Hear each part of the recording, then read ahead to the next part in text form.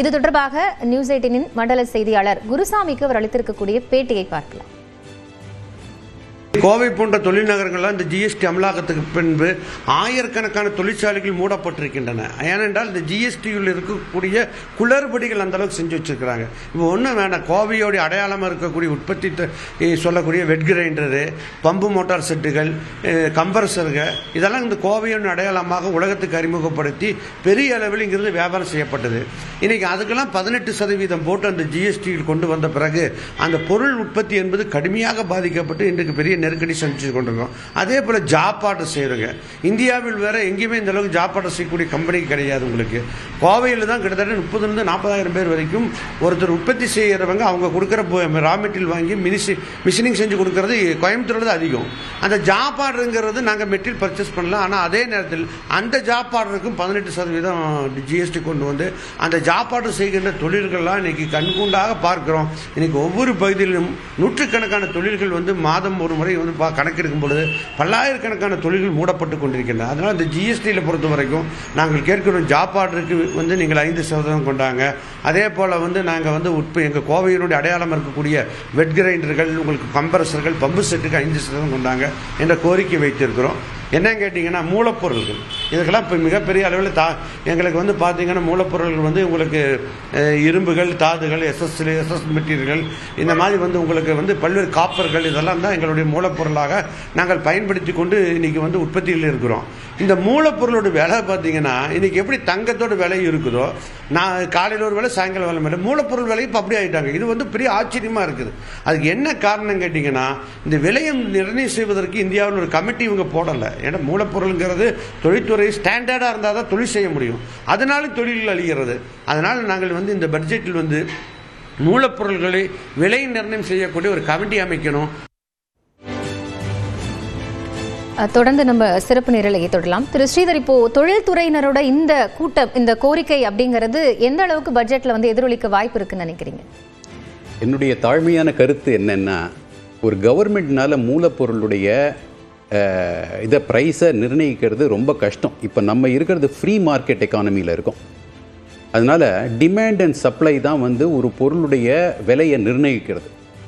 அதனால் இந்த கோரிக்கை என்னுடைய தாழ்மையான கருத்து என்னென்னா, கவர்மெண்ட் என்ன தான் கமிட்டி போட்டாலும் ஃபைனலி மார்க்கெட் ஃபோர்ஸஸ் தான் ஓவர்வெல்மிங்காக இருக்கும். நீங்கள் என்ன கமிட்டி போட்டு என்ன டிசிஷன் எடுத்தாலும் மார்க்கெட்டில் டிமாண்ட் ஒரு ப்ராடக்ட்டுக்கு ஜாஸ்தி இருந்துச்சுன்னா அதோடைய விலை ஜாஸ்தியாகும், சப்ளை ஜாஸ்தியாகுதுன்னா கம்மியாகும். ஸோ இந்த கருத்துக்கு என்னுடைய கருத்து டிஃப்ரெண்ட்டாக இருக்குது. ஆனால் இந்த ஜிஎஸ்டியை பொறுத்த வரைக்கும் இந்த ஜாப் ஒர்க் சார்ஜஸுக்கெல்லாம் 18% போட்டது, அது கண்டிப்பாகவே அதை வந்து கொஞ்சம் குறைக்க வேண்டியது தான். அதே போல் சில ஜிஎஸ்டிக்கெல்லாம் பார்த்தீங்கன்னா வரியை கம்மி பண்ணியிருக்காங்க. அதாவது உதாரணத்துக்கு ஒரு ஃபுட்வேர் எடுத்துங்களேன், ஒரு ஷூ 2,500 ரூபாய்க்கு கீழே விற்றீங்கன்னா அதுக்கு 5% தான் ஜிஎஸ்டி.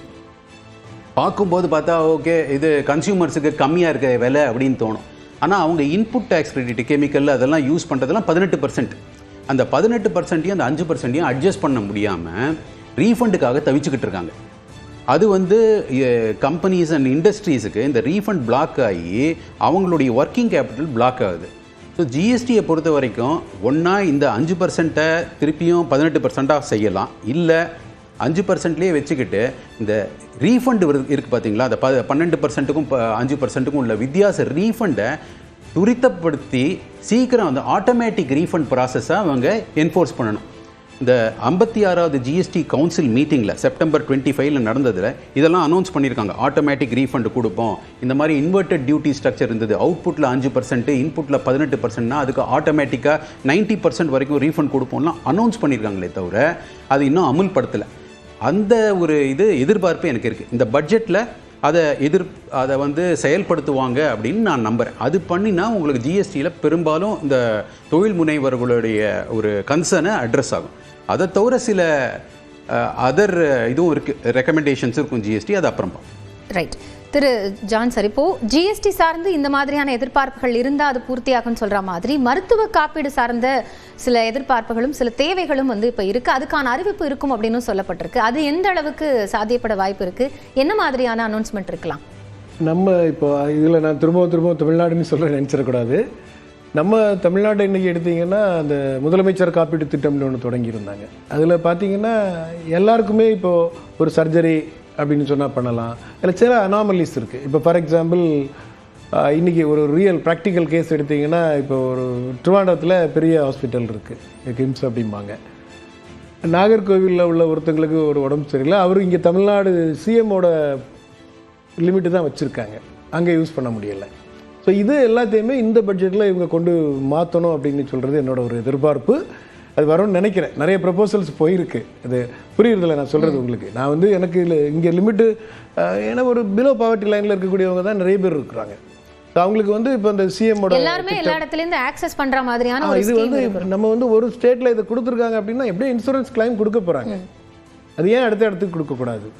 அந்த லிமிட்டு ஏன் குறைக்கணும்? அதே மாதிரி ஒருத்தங்களுக்கு இப்போ 5 lakhs தான் லிமிட் இருக்குது, ஆனால் அவருக்கு அதுக்கு மேலே உள்ள ஒரு டிசீஸ் வந்துன்னா அவரோட நிலைமை என்ன?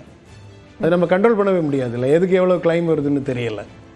ஸோ அந்த மாதிரி அந்த மெடிக்கல் விஷயம் பொறுத்தவரையில் அது மாதிரி எல்லாருக்கும் எல்லாம் கிடைக்கணும். நம்ம ஒன்ஸ் அனௌன்ஸ் பண்ணிட்டோன்னா அதான் சொல்கிறாங்கல்ல, இப்போ நீங்கள் அதை திரும்ப ஒவ்வொரு எந்த நாட்டில் நல்லா இருக்குதோ, நம்ம ஸ்டேட்டு இந்தியாவுக்குள்ளே எடுக்கும்போது எந்த ஸ்டேட் ரொம்ப நல்லா இருக்குதோ அதை நம்ம ஃபாலோ பண்ணுவோம்.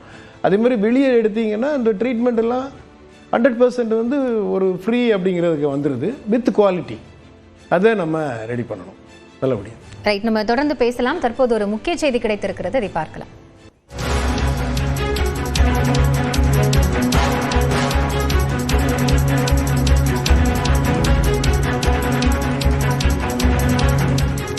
இன்னும் சற்று நேரத்தில் பட்ஜெட் தாக்கல் செய்யப்பட உள்ள நிலையில் இன்று வாரம் விடுமுறை இருந்தாலும் பங்குச்சந்தைகள் செயல்படுகின்றன.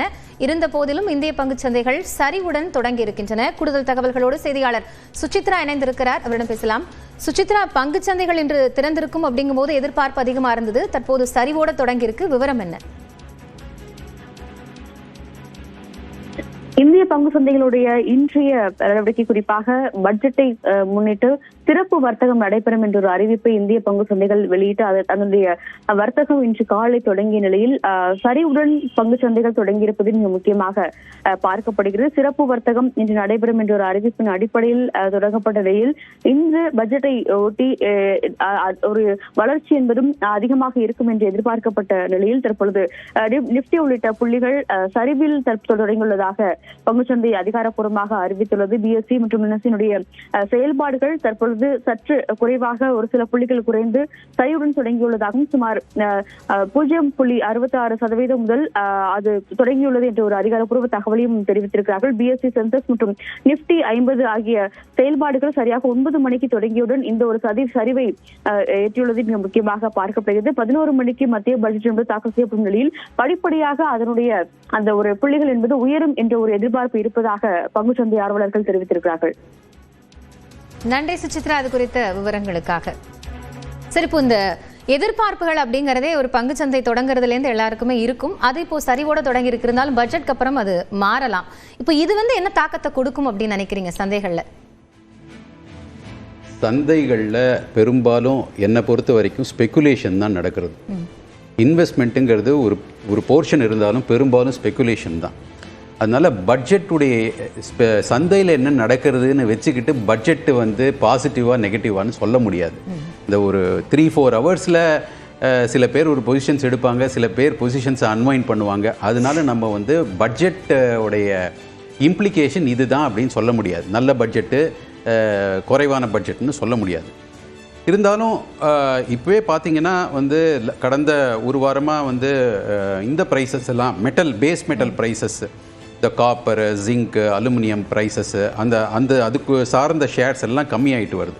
எதுக்காக இது இன்க்ரீஸ் ஆச்சு, ஏன் இப்போ தடன்னு கீழே விழுதுன்னு யாருக்குமே தெரியல.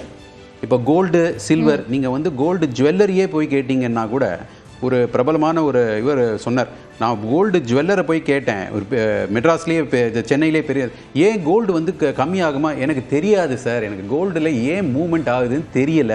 அதனால் பங்குச்சந்தையில் என்ன நடக்கிறதுங்கிறதும் பட்ஜெட் அறிவிப்புக்கும் ஒரு பெரிய ஒரு கனெக்ஷன் இருக்குது, பட் டைரக்ட் கனெக்ஷன் இல்லையோ அப்படின்றது தான் என்னுடைய.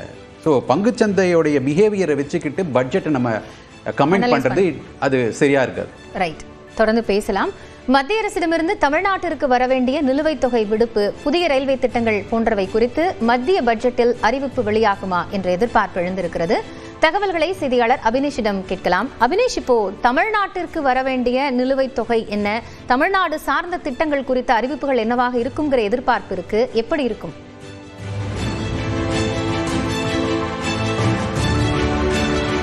இன்று வெளியாகக்கூடிய மத்திய நிதிநிலை அறிக்கையில் தமிழ்நாடு அரசின் சார்பில் சில மிக முக்கியமான கோரிக்கைகளை தமிழ்நாடு அரசு மத்திய அரசிடம் வைத்திருக்கிறது. மிக முக்கியமாக சென்னையில் நடைபெற்று வரக்கூடிய சென்னை மெட்ரோ ரயில் திட்டத்தினுடைய 2ஆம் கட்ட பணிகளுக்கான மத்திய அரசுடைய பங்கு தொகை என்பது மொத்தமாக 9,500 கோடி ரூபாய்.